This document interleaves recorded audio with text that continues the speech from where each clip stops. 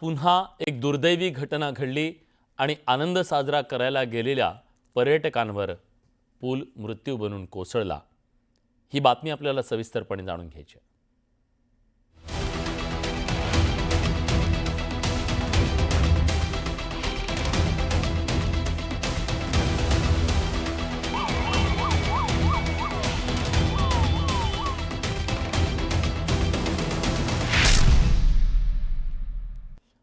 मावळ तालुक्यातल्या तळेगाव दाभाडे शहराजवळच्या प्रसिद्ध पर्यटन स्थळ कुंडमळा इथे इंद्रायणी नदीवरचा जुना पूल कोसळला।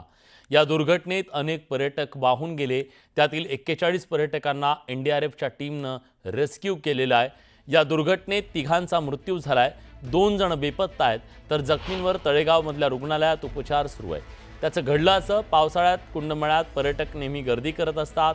आज रविवार वीकेंडमुळे मोठ्या संख्येनं दुपारी पर्यटक तिथे दाखल झाले। 3च्या सुमारास पर्यटकांनी जेव्हा पुलावर गर्दी केली तेव्हा काही जण पुलावर असतानाच हा पूल कोसळला।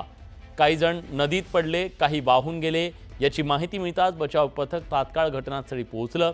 युद्ध पातळीवर बचाव कार्य सुरू करण्यात आलं। मात्र पर्यटक नेहमी इथं येत असतात, मग त्यांच्या सुरक्षेसाठी इथं उपाययोजना का नव्हत्या असा सवाल उपस्थित केला जातोय। दरम्यान जुन्या पुलाची डागडुजी का केली नव्हती असा सवालही उपस्थित केला जातोय। जे काही पर्यटन स्थळ आहे, ज्या ठिकाणी लोक जातात पर्यटनात मान्सून पर्यटन बघायला, त्या प्रत्येक ठिकाणी आपण बंदी टाकलेली होती। तर मी परत आवाहन करतो आहे की जे काही पर्यटन स्थळ आहे जे मान्सून खाली धोकादायक असतात त्या ठिकाणी लोकांनी जाणे टाळावा। कारण मागच्या वर्षी सुद्धा अशा पद्धतीने घटना घडली होती, यावर्षी सुद्धा घटना घडलेली आहे। आम्ही आमच्या स्तरावर सर्व काळजी घेतोय। आम्ही आमच्या सर्व प्रशासनाची टीमला सुद्धा लावतोय। ज्या ठिकाणी लोक जास्त असतात त्या ठिकाणी आम्ही जास्त टीम पण लावतो। पण प्रत्येक लोकेशनवर प्रशासन पोहोचणे हे इम्पॉसिबल आहे, कारण तेवढे आमच्याकडे मनुष्यबळची सुद्धा एक मर्यादा येते। तर पर्यटकांनी सुद्धा काळजी घेणे आवश्यक आहे। आउट ऑफ डेंजर आहेत, फार त्याच्या जीवाला धोका नाही असं डॉक्टरांनी सांगितलेलं आहे। अतिशय दुर्दैवी अशी घटना आहे। आपण बघतात की हा पदचाऱ्यांसाठी चालणारा पूल होता, चालण्यासाठी पूल होता, जुना होता, 1992 पासून हा पूल झालेला होता। परंतु खूप मोठी गर्दी, कारण आज पाऊस पडतोय, सुट्टी आहे, पर्यटकांची मोठी गर्दी आहे आणि त्यामुळे खूप गर्दी या पुलावर झाली। म्हणजे एवढी कॅपॅसिटी नसताना सुद्धा लोक त्याच्यावर एवढे उभे राहिलेत आणि म्हणून हा पूल त्या ठिकाणी कोसळला आणि त्यातून दुर्दैवी घटना घडलेली आहे। आपण बघताय एनडीआरएफच्या 2-3 टीम या ठिकाणी आहेत, सर्व पोलीस यंत्रणा आहे, डॉक्टर्स आहेत, सगळ्या डिझास्टरच्या सगळ्या टीम पुण्याहून या ठिकाणी आलेल्या आहेत आणि बचाव कार्य या ठिकाणी सुरू आहे। तर इंद्रायणी नदीवरचा जो पूल कोसळला त्यानंतर युद्ध पातळीवर मदत कार्य सुरू आहे। जो पुलाचा गर्डर कोसळलेला होता तो गर्डर पुन्हा उचलण्यासाठी क्रेन दाखल झालेले आहेत आणि महत्त्वाची बात या सगळ्याबद्दलची अपडेट देण्यासाठी आपले प्रतिनिधी गणेश दुडम आपल्या सोबत आहेत। गणेश, अंधार पडलाय तरी सुद्धा रेस्क्यू ऑपरेशन थांबलेलं नाहीये। साधारण काय अंदाज आहे, किती जण अजून अडकलेले असतील? हो, आता जर पाहायला गेलास तर रेस्क्यू ऑपरेशन आता थांबलेलं आहे, कारण शोधकार्य थांबवण्यात आलेलं आहे। परंतु जो पुलाचा जो लोखंडी सांगाडा होता, 2 क्रेन होत्या, त्या दोन्ही क्रेन छोट्या पडल्यामुळे ते एक सांगाडा निघत नव्हता। आता एक मोठी क्रेन आलेली आहे तिथे, त्या क्रेनद्वारे हा संपूर्ण सांगाडा काढण्यात येत आहेत। आपण जर पाहायला गेलं तर आतापर्यंत 3 जणांचे मृतदेह सापडले आहेत, अजूनही 2 जण बेपत्ता आहे। आता जरी शोध कार्य थांबलं असेल तरी उद्या सकाळी 8 वाजता पुन्हा शोध कार्य सुरू करण्यात येणार आहे। धन्यवाद तुम्ही दिलेल्या सगळ्या सविस्तर माहितीबद्दल।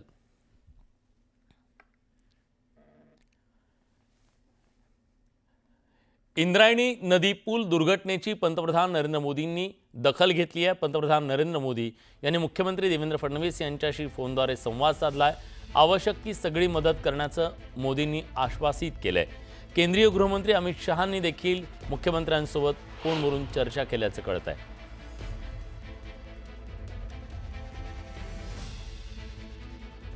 तर आज इंद्रायणी नदीवरचा जो पूल कोसळला त्याची दखल देशाचे पंतप्रधान नरेंद्र मोदी आणि गृहमंत्री अमित शहा यांनी सुद्धा घेतली आणि मुख्यमंत्र्यांकडून याबद्दलचे तपशील घेतलेत आणि सर्वतोपरी मदतीचं आश्वासन सुद्धा दिले।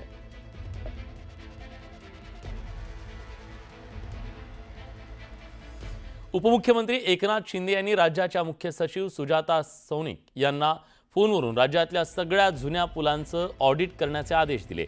पुणे जिल्ह्यातील दुर्घटनेनंतर राज्यातील सगळ्या जुन्या पुलांचं स्ट्रक्चरल ऑडिट करा. पुनरावृत्ती टाळण्यासाठी खबरदारीची सूचना देण्यात आली आहे. हा पूल जुना होता असं ते म्हणाले. नवीन पुलाचं देखील एक मान्यता त्या ठिकाणी दिली आहे आणि 10 जूनला त्याची वर्क ऑर्डर देखील दिलेली आहे. हा पूल मात्र जुना होता आणि याचं डिटेल जे आहे ते तिथं पोचल्यानंतर सविस्तर मला ते पुन्हा सांगतील. परंतु एकच आहे की जेवढे राज्यातले सगळे जे असे नदीवरचे पूल आहेत त्यांचं सगळ्यांचं स्ट्रक्चरल ऑडिट झालं पाहिजे आणि तशा देखील PWDला किंबहुना ज्या संबंधित यंत्रणांचे जे काही पूल आहेत त्यांना तशा सूचना नक्की दिल्या जातील. उदय जाधव आपले प्रतिनिधी आता आपल्यासोबत आहेत. उदय, असं म्हणतात की एखादी घटना घडल्याच्या नंतर प्रशासनाला खडबडून जाग येते. आता किमान या पावसाळ्यात पुढच्या दुर्घटना टाळण्यासाठी स्ट्रक्चरल ऑडिट करण्याचे आदेश दिलेत असं कळतंय. अगदी बरोबर. राज्यभरामध्ये आपण पाहतोय की हजारोंच्या संख्येने जुने पूल आहेत, सर्व पुलांचं स्ट्रक्चरल ऑडिट जे आहे ते वेळेत केलं जात नाही आणि त्याचमुळे अशा दुर्घटना घडतात. त्यानुसार आता उपमुख्यमंत्री एकनाथ शिंदे यांनी राज्याचे मुख्य सचिव सुजाता सौनिक यांच्याशी फोनवरून चर्चा केली आणि त्यांना आदेश दिलेले आहेत. सर्व जुन्या पुलांचं स्ट्रक्चरल ऑडिट करण्याचे आदेश जे आहेत त्यांनी दिलेले आहेत आणि सर्व खबरदारीच्या उपाययोजना करण्यास देखील त्यांनी सांगितले. एकूणच जे स्ट्रक्चरल ऑडिटची प्रक्रिया ती युद्ध पातळीवरती पूर्ण करण्याचे देखील त्यांनी आदेश दिलेले आहेत, जेणेकरून लवकरात आता पावसाळा सुरू झालेला अतिमुसळधार पावसाळ्यामध्ये अशा अनेक दुर्घटना घडत असतात. त्या घडू नये यासाठी खबरदारीच्या उपाययोजना करण्यासाठी स्वतः उपमुख्यमंत्री एकनाथ शिंदे यांनी राज्याच्या मुख्य सचिव सुजाता सौनिक यांना फोन करून सर्व पुलांचे जुन्या पुलांचे स्ट्रक्चरल ऑडिट करण्यास सांगितले आहे. धन्यवाद तुम्ही दिलेल्या सगळ्या सविस्तर माहितीबद्दल. पुण्यातील मावळमध्ये कुंडमळ्यात पूल कोसळल्याची दुर्दैवी घटना घडली. या घटनेबद्दल मुख्यमंत्री आणि उपमुख्यमंत्र्यांनी काय प्रतिक्रिया दिली आहे तीही जाणून घेऊया. जो काही एक पूल तुटल्याची दुर्घटना झालेली आहे, आता मी विभागीय आयुक्त, तहसीलदार आणि पोलीस कमिशनर यांच्याशी बोललो आहे. आत्ता प्राथमिक माहिती एवढीच आहे की हा पूल तुटलेला आहे, त्याच्यामध्ये काही लोक जखमी झाले, त्या जखमींना हॉस्पिटलमध्ये नेलेलं आहे आणि त्यासोबत काही लोक अडकलेले आहेत. त्यांच्याकरता NDRFची टीम त्या ठिकाणी पोहोचते आहे त्यांना रेस्क्यू करण्याकरता. काही लोक वाहून गेल्याची शक्यता आहे. जो ब्रिज होता लोखंडी तो फार सडलेला होता आणि त्याच्यातनं जास्त लोक तिथं उभे राहिले आणि मोटरसायकल पण जात होते. त्या बोजाने ते खाली पडला.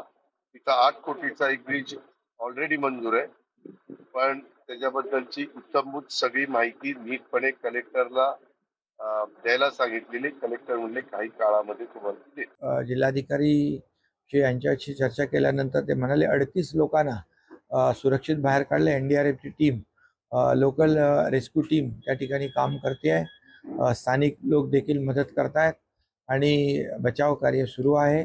2 लोकांचा मृत्यू झाल्याची माहिती त्यांनी दिली आहे. एवढी मोठी मनुष्यहानी घडतेच कशी काय?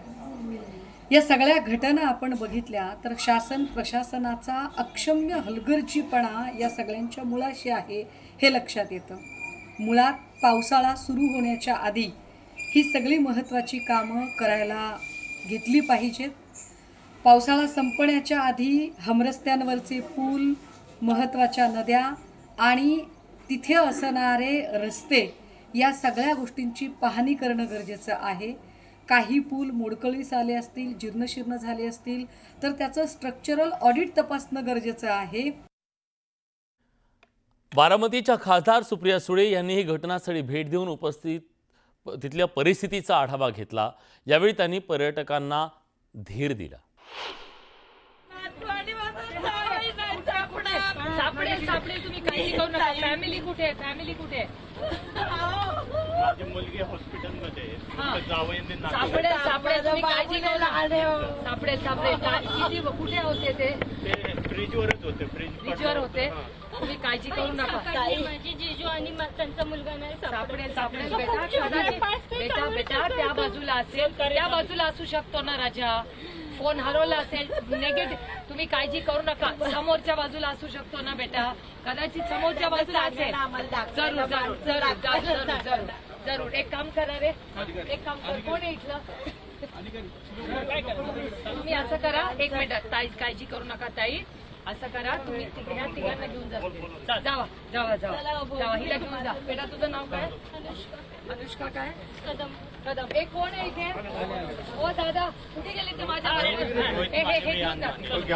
जावा जावा. काही काळजी करू नका, प्रार्थना करा.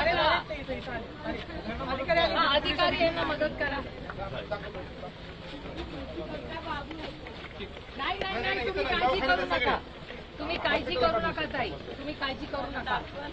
काय सांगू यांना? कोणत्या हॉस्पिटलमध्ये? मायबरमध्ये पाठवले ते, काही पवनाला पाठवले ते आणि काही अथर्वला पाठवले. काही काळजी करू नका. ते हॉस्पिटलमध्ये असतील ना बेटा, कशाला निगेटिव्ह विचार करते? काळजी ह्यांचं आता नावं कशी करणार? एक काहीतरी हेल्पलाईन लावा म्हणजे नावं कळतील. त्याचा लोक कुठे 4-4 हॉस्पिटल फिरत असतात. या निमित्तानं काही सवाल निर्माण झालेत. न्यूज 18 लोकमत सवाल विचारतंय. इथल्या प्रशासनाला सवाल आहे की निधी मंजूर होऊन सुद्धा पुलाची डागडुजी नेमकी का करण्यात आली नाही, याचं उत्तर कोण देणार आहे? सवाल आहे पर्यटकांच्या सुरक्षेसाठी तिथं उपाययोजना का नव्हत्या? कारण या उपाययोजना करण्याची जबाबदारी कुणाची होती? पावसाळा येणार आहे, पर्यटक येणार आहे, पर्यटन स्थळ आहे, तिथं लोक येणारच ना. धोकादायक पुलावर सुरक्षा रक्षक का नेमले नव्हते? खरं तर हे सुरक्षा रक्षक असते तर कदाचित त्या धोकादायक पुलावरती त्या पर्यटकांना जाण्यापासून रोखलं गेलं असतं, पण तिथं कोणीही नव्हतं. धोकादायक पुलाच्या जवळ फलक का लावले नाहीत असाही सवाल उपस्थित केला जातोय. प्रशासनाचे काही लोक सांगतात होते, पण पर्यटक म्हणतात नव्हते. तिथं पर्यटकांची गर्दी वाढते याची कल्पना त्यांना नव्हती का? विकेंड आहे, विकेंडला पर्यटक जातात, पाऊस पडलाय आणि पर्यटन स्थळ आहे ना, पर्यटन स्थळावर जाणार लोक. तर मग याची कल्पना प्रशासनाला नव्हती का, हा सवाल आहे.